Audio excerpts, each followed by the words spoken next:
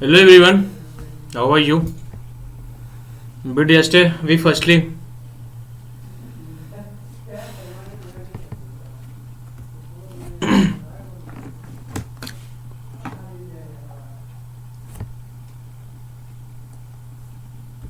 Hello मित्रों, नमस्कार।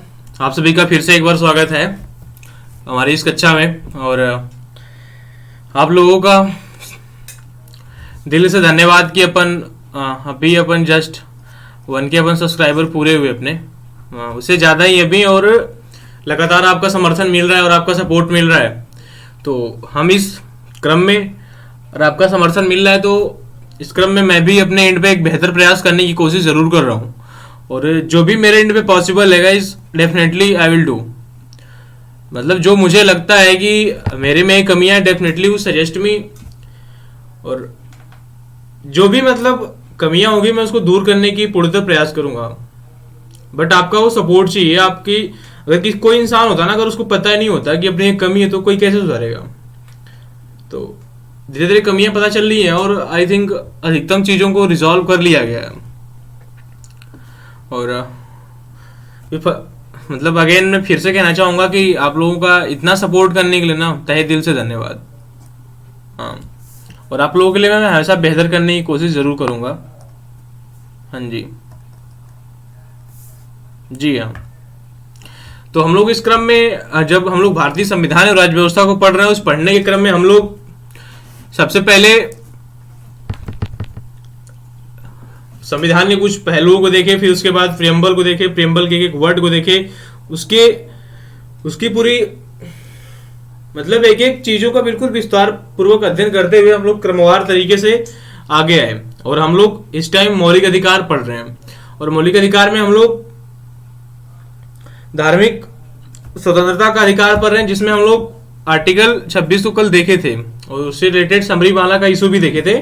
और जस्ट स्टार्ट हम लोग करते हैं आज अनुच्छेद 27 से ना। हाँ जी, इसमें क्या है? धर्म की वृद्धि के लिए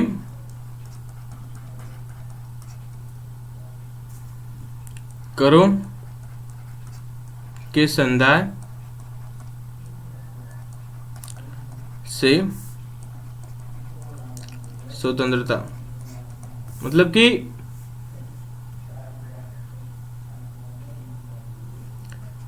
लिखो कि ऐसा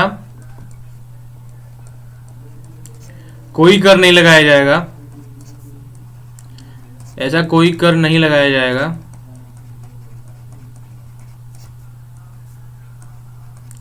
ऐसा कोई कर नहीं लगाया जाएगा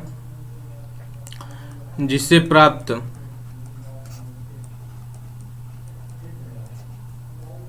आय किसी धर्म विशेष की उन्नति के लिए हो। ठीक, मतलब कि धर्म की वृद्धि से करों के संदाय की स्वतंत्रता, मतलब ये संविधान का वर्ड है। ठीक, तो इसमें आर्टिकल 27 में ही कहता है कि ऐसा कोई कर नहीं लगाया जा सकता। मतलब आप ऐसा कोई कर नहीं लगा सकते जिससे कि किसी विशेष धर्म का, किसी एक धर्म का, भारत में हम लोग सर्वधर्म समभाव की नीति का पालन करते हैं और हम लोग उस रास्ते पे चलने की कोशिश करते हैं कि भारत में सभी धर्मों को हम एक समान नजरिए से देखते हैं। हर धर्म को देखने का जो नजरिया होता है बिल्कुल एक रूपता में होता है हमारा। तो ऐसा नहीं हो सकता कि हम किसी एक विशेष धर्म को आगे बढ़ाने के लिए टैक्स लगाएं और उस टैक्स का प्रयोग किसी विशेष धर्म को आगे बढ़ाने के लिए करें। ऐसा नहीं हो सकता। अगर भारत में कुंभ मेले का आयोजन होगा, अगर उसके लिए कर लगाया जा रहा है, तो हज सब्सिडी के लिए भी कर लगाया जाएगा, भी पॉसिबल। बट हाँ, ऐसा नहीं होगा कि बस आप कुंभ लगवा रहे हो, बस कुंभ के लिए पैसे दिए जा रहे हैं आपको। ऐसा नहीं हो सकता। मतलब कर अगर लगाना है अपने को, तो ऐसा कर नहीं लगा सकते कि किसी एक धर्म की उन्नति के लिए कोई कर लगे। अगर उसमें प्रत्येक धर्म की उन्नति हो रही है तो आप कर लगा सकते हैं। हाँ जी।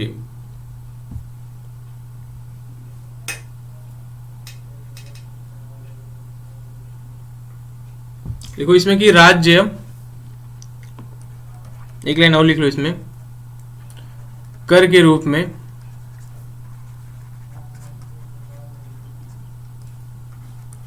एकत्रित धन को किसी विशिष्ट धार्मिक उत्थान एवं रख रखाव के लिए व्यय नहीं कर सकता।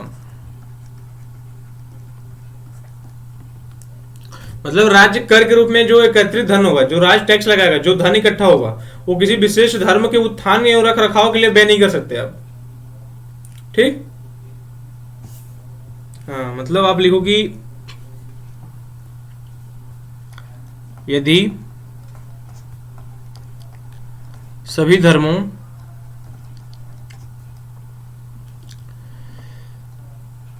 की उन्नति के लिए कर लगाया जाता है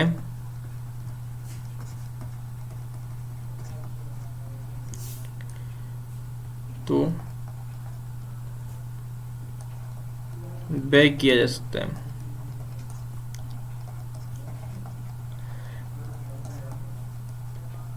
ठीक।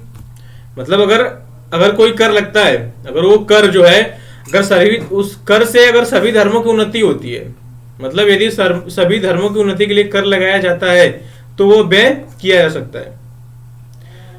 किसी विशेष धर्म की उन्नति के लिए आप कोई कर नहीं लगा सकते। इसमें अगर दो लाइन में समझने की कोशिश करें अगर आर्टिकल 27 को, तो इसमें यही है कि आप ऐसा कोई कर नहीं लगा सकते। मतलब आप ऐसा कोई किसी भी ऐसे कर की प्रावधान, मतलब ऐसे किसी कर का प्रावधान नहीं कर सकते आप जिससे किसी एक विशेष धर्म की उन्नति हो।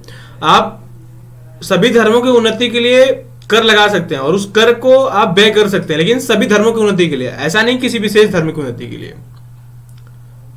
मतलब हमारा संविधान जो है सर्वधर्म समभाव, मतलब जो हमारी विरासत रही है, हम जिस रास्ते पे चले हैं, हमें पहले से ही एक समन्वय की नीति का पालन किया, हम एक मध्यम मार्गी रहे हमेशा। तो हमारा जो संविधान है वो हमारे सर्वधर्म समभाव की नीति पे चलता है, क्योंकि भारत में सभी धर्म क्या है, समान है। उसको इस नजरिए से देखा जाता है। ठीक। हाँ, बस इतना ही है इसमें। और आर्टिकल 28 इसमें लिखो आप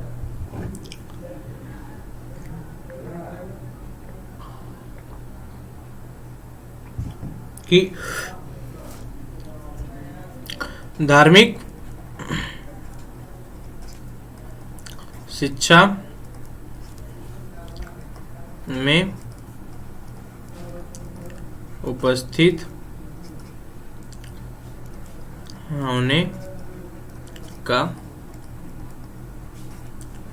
अधिकार।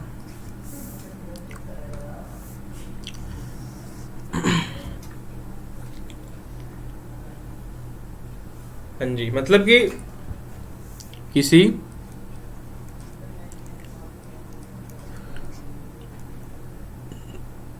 शिक्षा संस्था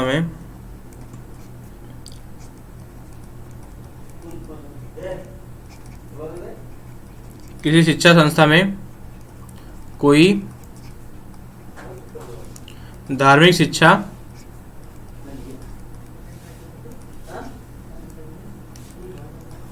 नहीं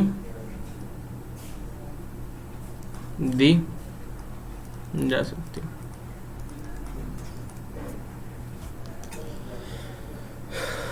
मतलब धार्मिक शिक्षा में उपस्थित होने का अधिकार है आर्टिकल 20। मतलब किसी शिक्षा संस्था में कोई धार्मिक शिक्षा नहीं दी जाएगी। ऐसी मतलब जो राज्य के द्वारा पोषित होगा कोई शिक्षा संस्थान, या जो राज्य से अटैच्ड होगा, हाँ जी, जिसमें जिसका रख रखाव राज्य के द्वारा होता होगा, राज्य प्रशासन के द्वारा या राज्य द्वारा मान्यता प्राप्त कोई जो शिक्षा संस्था होगी, उसमें धार्मिक शिक्षा नहीं दी जाएगी। हाँ जी, अगर उसमें धार्मिक शिक्षा दी जा सकती है तो वो धार्मिक शिक्षा किसी के ऊपर बाध्य नहीं, मतलब किसी के ऊपर बाध्यकारी नहीं बना सकती कि हम अगर आपको धार्मिक शिक्षा दे रहे हैं तो ये आपके ऊपर बाध्यकारी है। जी नहीं, वो किसी के ऊपर बाध्यकारी नहीं बनाई जा सकती। अगर उस व्यक्ति की स्वैच्छिक इच्छा है तो ले सकता है। हाँ जी,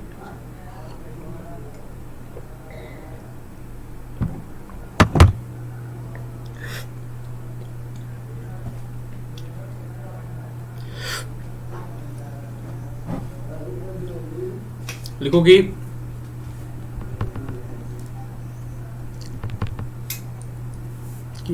राज्य द्वारा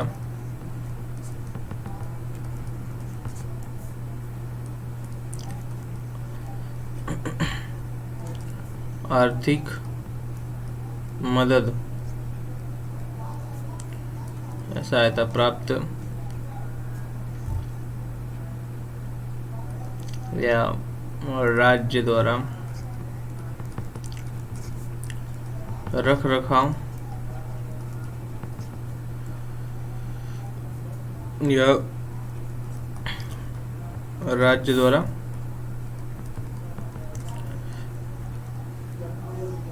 मान्यता प्राप्त, राज्य द्वारा आर्थिक मदद प्राप्त, राज्य द्वारा रख रखाव या राज्य द्वारा मान्यता प्राप्त। जो जिसमें राज्य जिस शिक्षा संस्था में अगर राज्य द्वारा उसमें आर्थिक मदद दी जा रही है, अगर राज्य द्वारा उसमें कोई आर्थिक तौर पे कोई मदद दी जा रही है, या राज्य द्वारा उसका रख रखाव किया जा रहा है उस शिक्षा संस्था का, या राज्य द्वारा उस शिक्षा संस्था को मान्यता प्राप्त है, तो उसमें क्या होगा कि इसमें धार्मिक शिक्षा दी जा सकती है। लेकिन लिखो आपकी इसमें धार्मिक शिक्षा दी जा सकती है,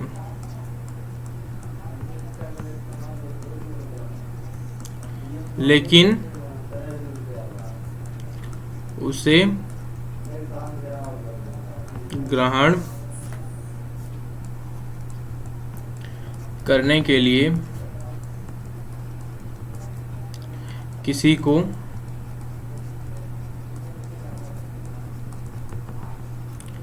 बाध्य नहीं किया जा सकता। ठीक, हाँ जी, ठीक।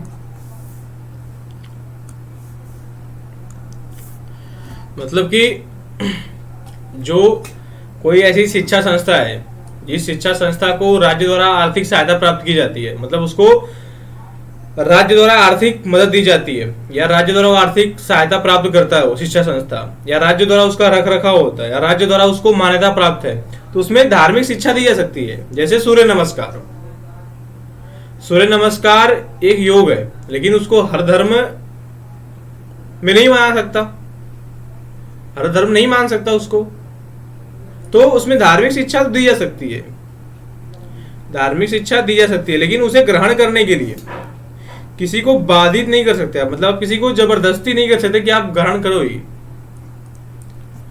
मतलब यह मतलब लिख सकते हो कि यह व्यक्ति की स्वेच्छा पे निर्भर करता है।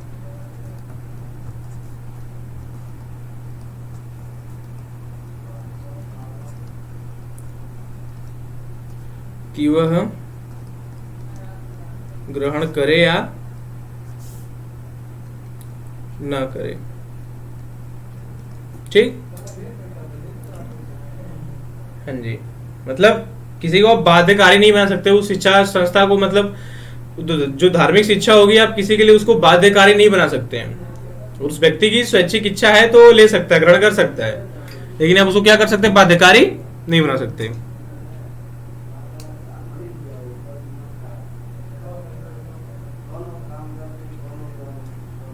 ठीक।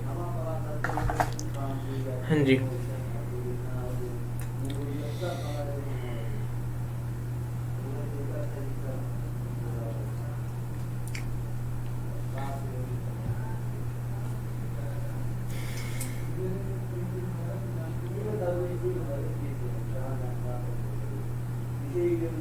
हाँ जी, ठीक।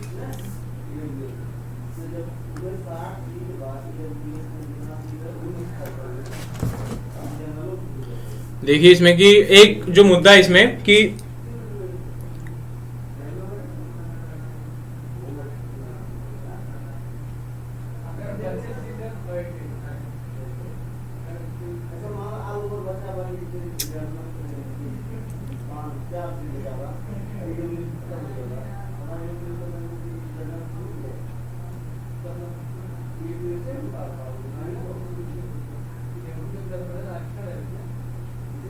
एक सेकंड गाइस।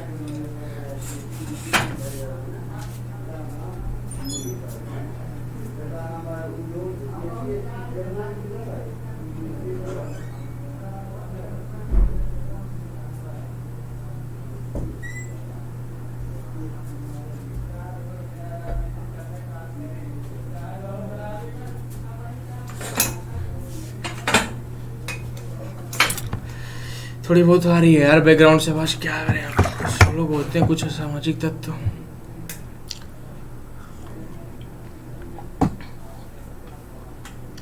ऐसे आप धार्मिक शिक्षा को समझना हो तो कैसे समझ सकते हो कि समझ लेते हैं समझने के लिए धार्मिक शिक्षा। धार्मिक शिक्षा में मतलब जो धर्म ग्रंथ से संबंधित हो,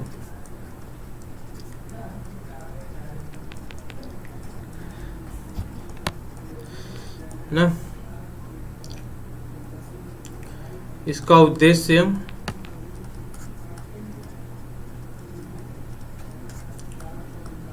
प्रचार करना या प्रचार प्रसार करना, ठीक।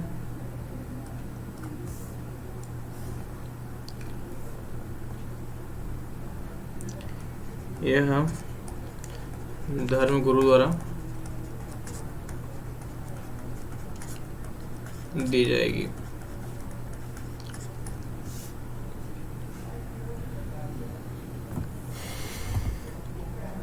जैसे जो धार्मिक शिक्षा होती है मतलब वह धर्म ग्रंथ से संबंधित होती है। जैसे कि हिंदू धर्म में अगर कोई धार्मिक शिक्षा है तो उसमें जो हिंदू धर्म का ग्रंथ है रामायण महाभारत, ठीक। अगर कोई मुस्लिम धर्म में कोई शिक्षा दी जा रही है तो उसका क्या है, कुरान है, ठीक है, कुरान शरीफ जो भी होता है उसमें। हाँ जी,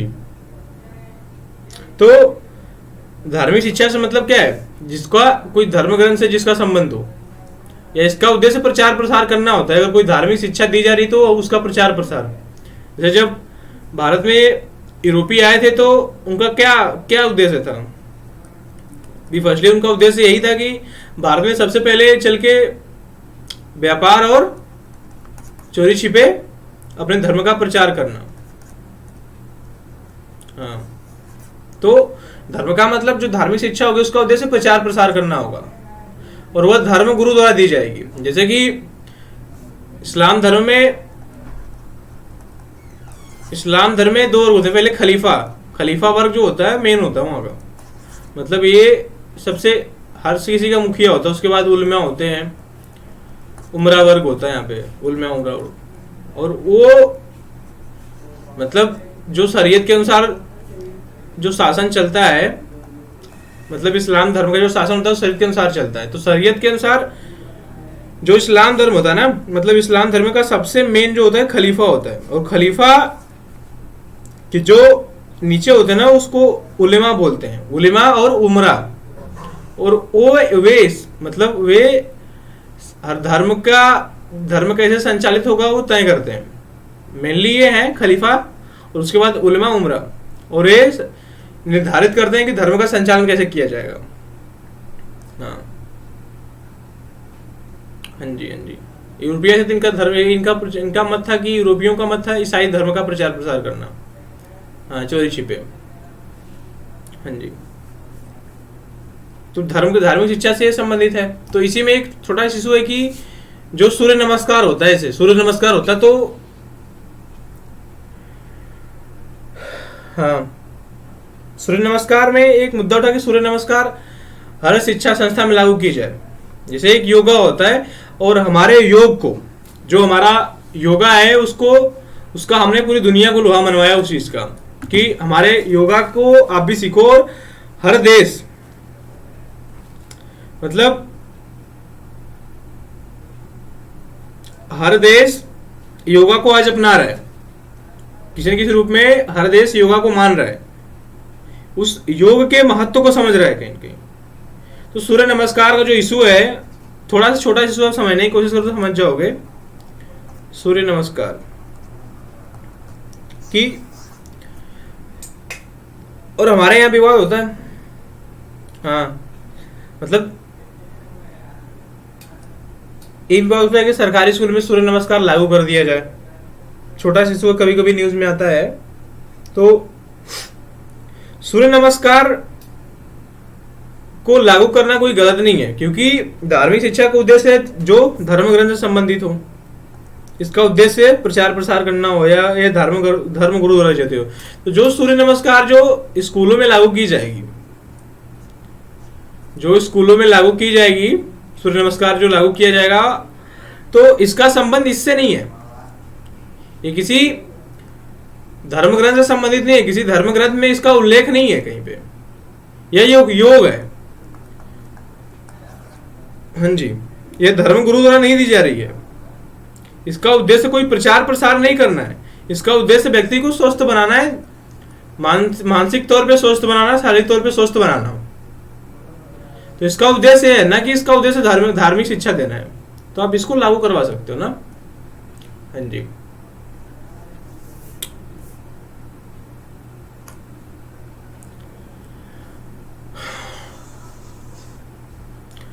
तो गाइस इतना ही था इसमें, और कल हम लोग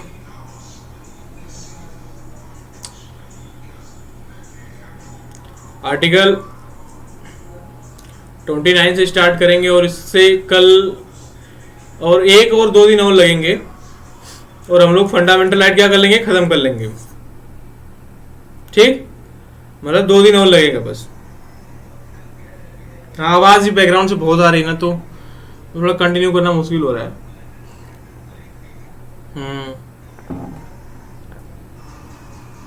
okay guys, we covered, and thank you so much. हाँ, थैंक यू सो मच। जय हिंद मित्रों।